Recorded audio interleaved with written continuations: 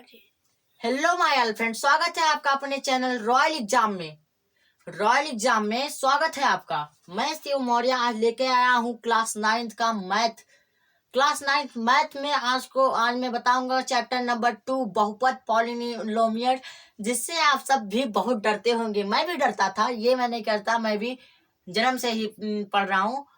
ये नहीं कह रहा कि मुझे पढ़ना बहुत आता है, मुझे भी आता है, थोड़ी बहुत आती है, आपकी जैसी आती है। तो आपको भी डर लगता होगा बहुपद से, यानी कि सभी चीज से जिसको हम पढ़े नहीं अभी तक, उससे हमें डर लगता होगा।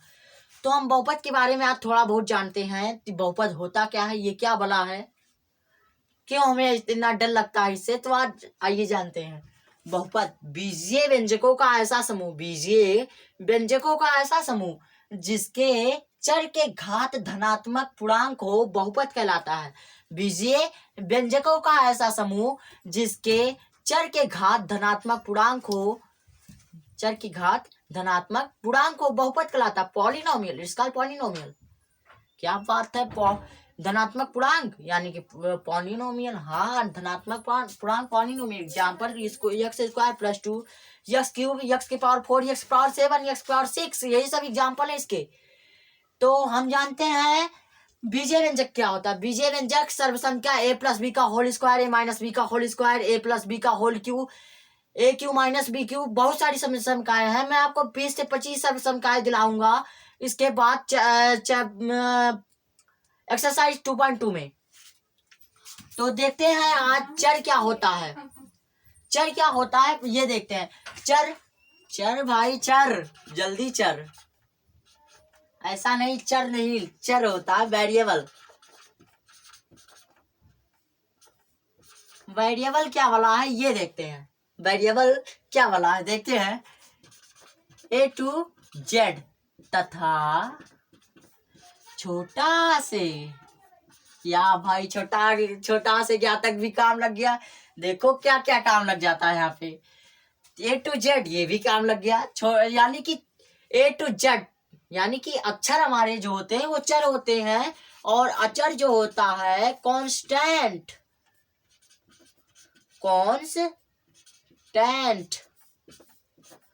ये संख्याएं होती हैं। जी हाँ, वेरिएबल A to Z यानी कि अक्षर A से ज्ञात तक, छोटा से ज्ञात तक, यानी कि वेरिएबल, और अचर संख्याएं, जो संख्याएं होती हैं वो अचर होती हैं। तो अब पूर्णांक क्या बला है ये भी तो देख रहा है। पूर्णांक क्या बला है कि टॉपिक आपको समझाऊंगा, फुल ऑन कॉन्सेप्ट के साथ मेरे साथ जाइएगा। आप भी मेरे साथ चैनल बनाएंगे कभी। मैं भी छोटा था, मैं भी डरता था पढ़ाई से, मैं भी नहीं पढ़ता था। मेरी मम्मी जो है मुझे डांट के पढ़ाती थी। जो कुछ हूँ मैं मम्मी की वजह से हूँ आज। तो देखते हैं मम्मी की बात में। पहले पूर्णांक क्या होता है। धनात्मक तथा ऋणात्मक संख्याओं को हम पूर्णांक कहते हैं। पॉजिटिव नंबर है, निगेटिव नंबर, इसका positive number and negative number are called integer क्या होता है, पूर्णांक। धनात्मक और ऋणात्मक संख्याओं को हम पूर्णांक कहते हैं। तो देखिए पूर्णांक किसे कहते हैं बताया। तो धनात्मक तथा ऋणात्मक संख्याओं को पूर्णांक कहते हैं। ऐसे जान जाइए, +3 - 3 - 2 -1 1/2, ये सब पूर्णांक है, लेकिन 1/2 माइनस नहीं होगा। जी हाँ, हो सकता है, होगा -3 - 2 -4 ये सब होगा। तो अब देखते हैं पूर्णांक। बहुपद तो जान गए ना। बीजीय व्यंजकों का ऐसा समूह जिसके चर के घात धनात्मक पूर्णांक हो। बहुत सारे लोग कहते हैं जिसमें बहुत सारे पद हो वो बहुपद कहलाता है। जी नहीं, है बहुपद नहीं होता, ये आपकी कमजोरी है। केवल बहुपद पहचानने के लिए, बहुपद कैसे पहचाना जाता है ये भी मैं बताऊंगा, एकदम शॉर्ट ट्रिक की। अपने दिमाग से सोचिएगा ये बहुपद है कि नहीं है। तो देखिए बहुपद उसको नहीं कहते जिसमें बहुत सारे पद हो। अरे ऐसी कोई बात नहीं, इसमें तो बहुत सारे पद हैं, इसमें भी तो बहुत सारे पद हैं। x⁻⁻7 + 3 के x,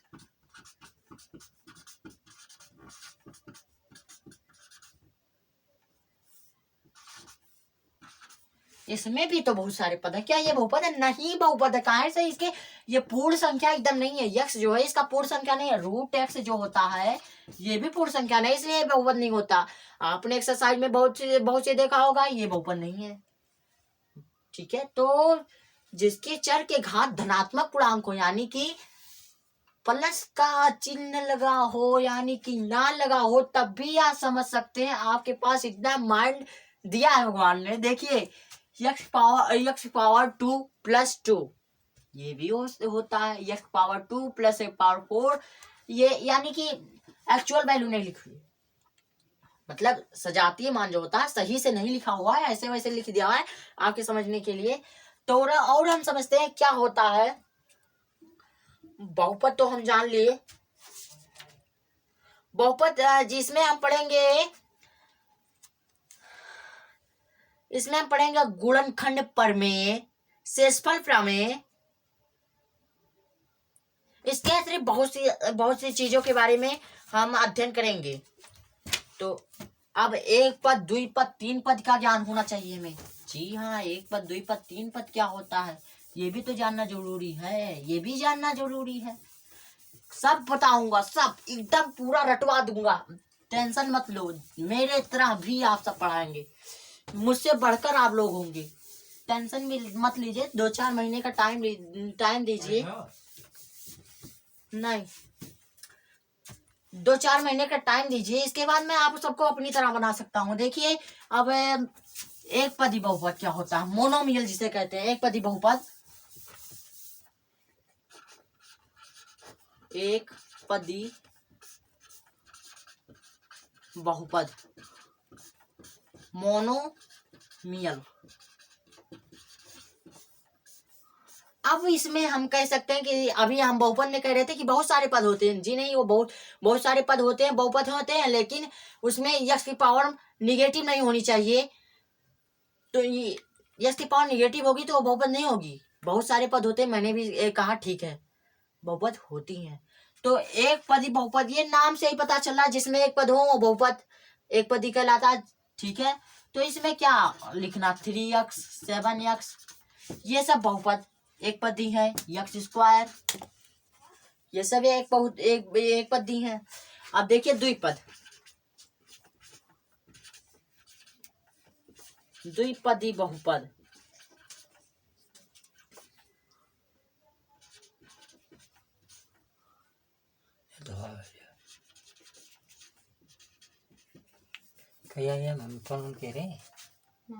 एक पदी बहुपद, एक पदी बहुपद, एक पदी बहुपद हम जान गए कि जिसमें एक पद होता हुआ एक पदी होता है, जिसमें द्विपद होता है वो द्विपद बहुपद होता है।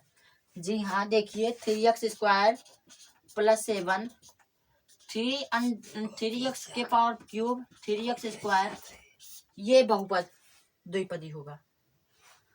तो ऐसे तीन पद, जिसमें तीन पद होगा, जो अब रैखिक क्या होता है ये क्या वाला, ये भी देख लेते हैं। तीन, ये हम एक पदी को ही रैखिक कह सकते हैं। तो हम लोग इतना समझ लिए, इतना काफी है। अब हम समझते हैं कि शून्य बहुपद क्या होता है। शून्य बहुपद भी जानना जरूरी है। तो शून्य बहुपद क्या होता है ये भी मैं आपको बताऊंगा कि शून्य को ही शून्य बहुपद कहते हैं। शून्य बहुपद, शून्य को ही शून्य बहुपद कहते हैं। बस इट्स सिंपल जी, शून्य को ही शून्य बहुपद कहते हैं। अब गुणांक किसे कहते हैं ये भी हम लिखते हैं। देखिए गुणांक किसे कहते हैं।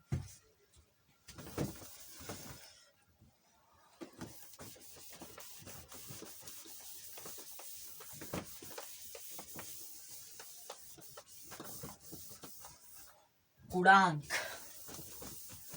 गुणांक क्या होता है ये देखिए, जो यक्ष जो चर के साथ, जिस चर के साथ जिसमें गुणा होता है वही गुणांक होता है। यहाँ पे देखिए सीधी सी बात, इस एग्जांपल में यहाँ पे ये देखिए यक्ष का गुणांक यहाँ पे 3 होगा। यक्ष के गुणांक यहाँ पे 3 होगा, क्योंकि यक्ष के साथ चर के साथ इसका गुणा हो रहा है, तो इसीलिए इसका गुणांक 3 होगा। ठीक है, तो गुणांक यही होता है, चर के साथ जिसमें गुणा हो, चर के साथ जिस अचर का गुणा हो वही गुणांक होता है। तो वैसे समझ लो गुणांक क्या होता है, चर के साथ जिसका गुणा होता है, जिस अचर का गुणा होता है वही गुणांक होता है। अब सीधी सीधी बात हम लोग आते हैं एक्सरसाइज पे, प्रश्नावली 2.1, जिसमें कह रहा कि निम्नलिखित व्यंजकों में कौन कौन एक चर में बहुपद है, कौन कौन नहीं है, कारण के साथ अपने उत्तर दीजिए। इसमें पहला कह रहा 4x² - 3x + 7, 4x² - 3x + 7, पहला 4x² - 3x + 7 ये बहुपद है। क्यों बहुपद है? कह रहा कि एक चर में जो बहुपद है उसे बताइए बहुपद है या नहीं है, कौन कौन नहीं है, कारण के साथ उत्तर दीजिए। ये बहुपद है क्योंकि एक चर में बहुपद है, इसमें एक ही चर तो है, x है केवल, तो ये बहुपद होगा, बहुपद है। ऐसे आपने किताब में देख के करिएगा। दूसरा देखिएगा y² + √2, y² + √2 ये भी बहुपद है। हमने बताया जब किसी चर के आप करेंगे कि बहुपद नहीं है, क्योंकि यहाँ पे अंडर रूट रहा है, नहीं ये बहुपद है। देखिए कैसे है, जब क्या है बहुपद नहीं, बहुपद है क्योंकि यहाँ पे कोई चर थोड़ी आधा हो रहा है, अचर आधा हो रहा नहीं, तो इसमें कोई मतलब नहीं, ये बात बहुपद है, इसलिए ये भी बहुपद होगा। ठीक है, इसे तीसरा कह रहा है 3√t + t√2, 3√t + 2√t√2 ये बहुपद नहीं होगा, क्योंकि अभी मैंने बताया कि चर के पास अंडर रूट नहीं लगना चाहिए, चर को अंडर रूट में नहीं होना चाहिए, इसलिए बहुपद नहीं है। देखिए चर पे अंडर रूट लगा है, इसलिए नहीं होगा। देखिए लगा, तो ये बहुपद नहीं होगा। यहाँ पे अगर जो इस तरह होता t√3 होता तब भी चल जाता, तब काम हो जाता, तब होता। अब ऐसे करा y + 2y या 2y ये कर लेना, ये तो नहीं है, और पांचवा भी नहीं है। अब देखते हैं और क्या क्या हो रहा है इसमें।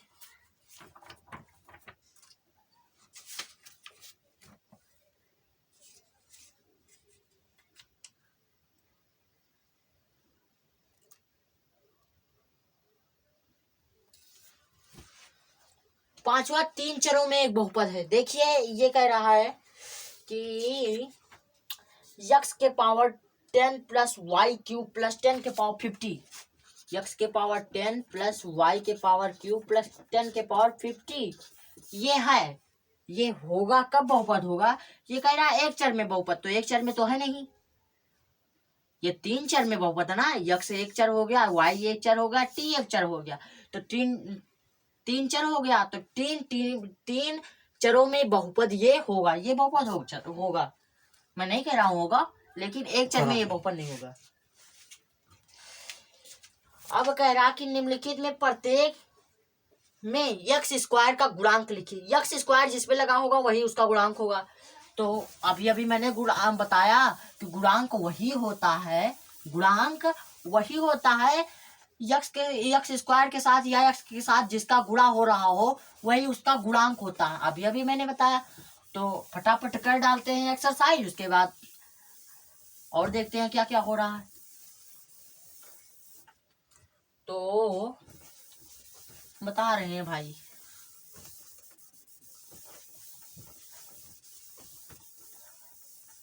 पहले गुणांक देखिए, गुणांक समझ में आया होगा सबको। चर में जिसका गुणा होता है, चर के साथ जिस अचर का गुणा होता है वही अचर जो होता है वही उसका गुणांक होता है।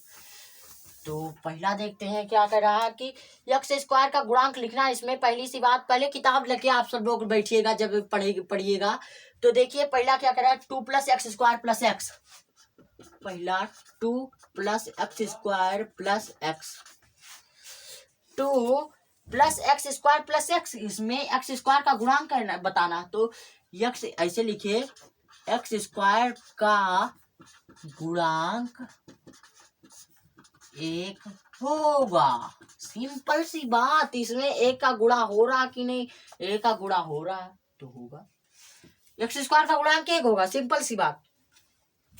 और कह रहा 2 minus x square plus x cube. अब देखिए इसमें तो बचने वाला काम आ गया। अब कहेंगे कि plus 2 plus x square, 2 minus है, 2 minus x square plus x cube. इसमें एक्स क्यूब का नहीं बताना है बल्कि एक्स स्क्वायर का बताना है। एक्स स्क्वायर का होगा, एक्स स्क्वायर का भी एक होगा, अभी अभी मैंने बताया माइनस एक होगा, माइनस इसके साथ इसका ध्यान रखिएगा, माइनस चिन्ह का ध्यान रखिएगा, माइनस एक होगा इसका गुणांक। तो pi by 2 x square plus 2 plus x, चाहे बटे में हो चाहे जिसमें हो, हमको तो एक्स स्क्वायर का गुणांक लिखना है, लिख दो। पाई बाई 2 होगा इसका तीसरे का। चौथे का X minus one, under root X minus one है, तो एक्स स्क्वायर का गुणांक पूछ रहा है तो इसमें एक्स स्क्वायर का गुणांक तो है नहीं, इसलिए इसका कोई मान नहीं। कह रहा है तीसरा 35 घात के, ये 35 घात के एक पद, द्विपद कह रहा है, द्विपद तथा 100 घात के एक पद को लिखिए। कह रहा 35 घात, जिसके घात 35 हो, क्या बात है, 35 घात निकालना होगा तो उम्र बीत जाएगी। देखिए 35 घात के द्विपद, द्विपद होना चाहिए जिसमें, अभी द्विपद बताया जिसमें द्विपद हो x square plus 1 square plus 7, बहुत सारे पद हैं, तो 35 घात के द्विपद लिखना, लिख दीजिए, लिख दीजिए 35 घात के द्विपद। तो x के पावर 35 प्लस 7 ये हो गया, और लिख दो y के पावर 35 प्लस 19, यानी कि किसी भी चर के पावर 35 होना चाहिए, वो द्विपद हो और कुछ नहीं। इसमें कह रहा 100 घात के एक पद, x की पावर 100 हो गया, x की पावर 100 घात के एक पद, 100 घात के एक पद कह रहा है, 35 घात के द्विपद तथा 100 घात के एक पद, तो हो गया x, ये घात है, इसमें 100 घात है, एक पद है, y के पावर 100, z के पावर 100, m के पावर 100, कितना पद चाहिए बताइए, कितना एग्जाम्पल चाहिए, मैं दे रहा। और देखिए क्या क्या होता है। कह रहा निम्नलिखित बहुपदों में से प्रत्येक बहुपद की घात लिखिए। अब घात लिखने वाली बात आ गई भाई साहब। अब देखते हैं इसमें क्या क्या होता है, क्या बताना है, क्या क्या होगा, सबको पता है कि जितना मैंने बताया वही होता है, वही होता होगा, वही होता है। मैं गलत तो बता नहीं रहा, आप सब चेक कर सकते हैं आंसर शीट से। देखिए अब घात लिखिए, कह रहा है चौथे प्रश्न में, कह रहा है घात लिखना, जैसे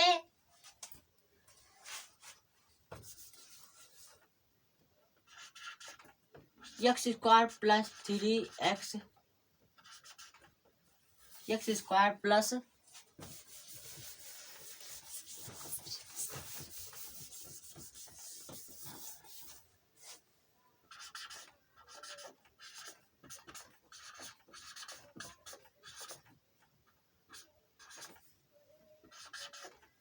तो देखिए इसमें बहुपद क्या होगा, पहले इसमें घात क्या होगा, घात लिखना हमें, घात लिखिए,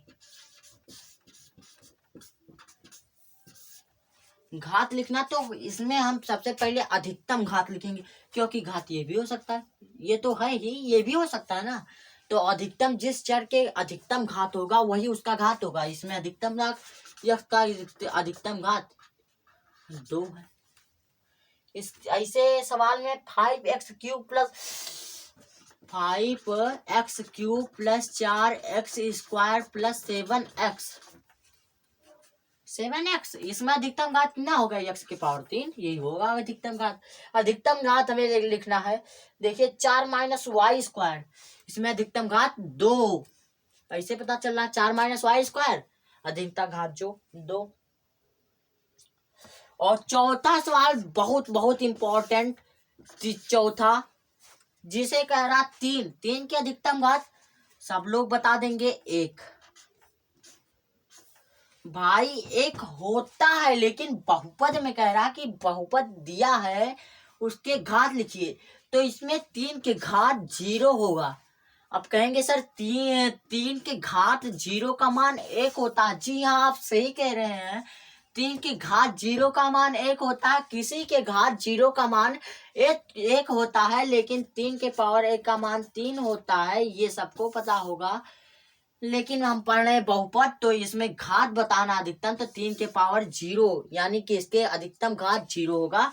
यहाँ पे कोई अचर रह कोई यहाँ पे अचर है, केवल कोई चर रहता तो इसके अधिकतम घात 1 हम लिख सकते थे, क्योंकि यहाँ पे केवल चर है, अचर है, यानी कि यहाँ पर अचर के घात केवल 0 होगा।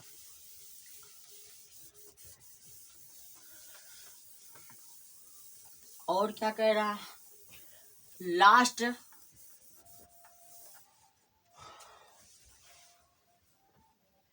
बताइए कि निम्नलिखित बहुपदों में बहुपद रैखिक है, कौन द्विघाती है, कौन त्रिघाती है।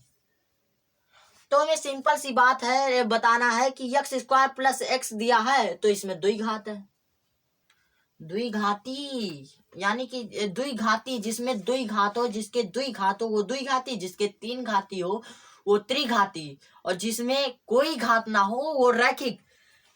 यानी कि x square plus x square plus x क्या होगा, हमारा द्विघाती होगा, जिसमें एक्स स्क्वायर एक्स के पावर 2 घात है, तो यानी कि द्विघाती होगा। ऐसे दिया एक्स माइनस एक्स क्यूब, इसमें त्रिघाती होगा।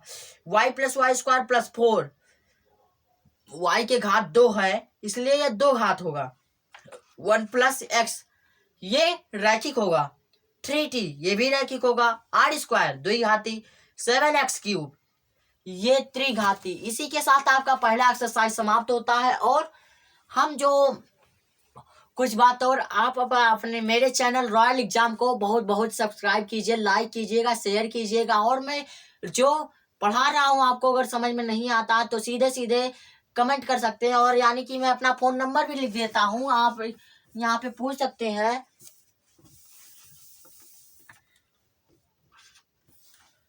फोन नंबर 9984 1285 23 या फिर 9984 57 56 98 पे आप कॉल कर सकते हैं सीधी। ऐसे लिख लीजिए 9984 1285 23, 9984 57 56 98। दोनों नंबरों पे व्हाट्सएप उपलब्ध है, आप सवाल भी भेज सकते हैं। और इसी के साथ हम मिलते हैं अगले पार्ट में बहुपद के दूसरे प्रश्नावली में। मैं इसी प्रश्नावली में बताऊंगा आपको 15 से 17 सर्व समीक्षाएं जो बहुत ही महत्वपूर्ण होगी और आपको आगे से आगे तक काम देंगी। धन्यवाद। सब्सक्राइब कीजिएगा, लाइक कीजिएगा, शेयर कीजिएगा।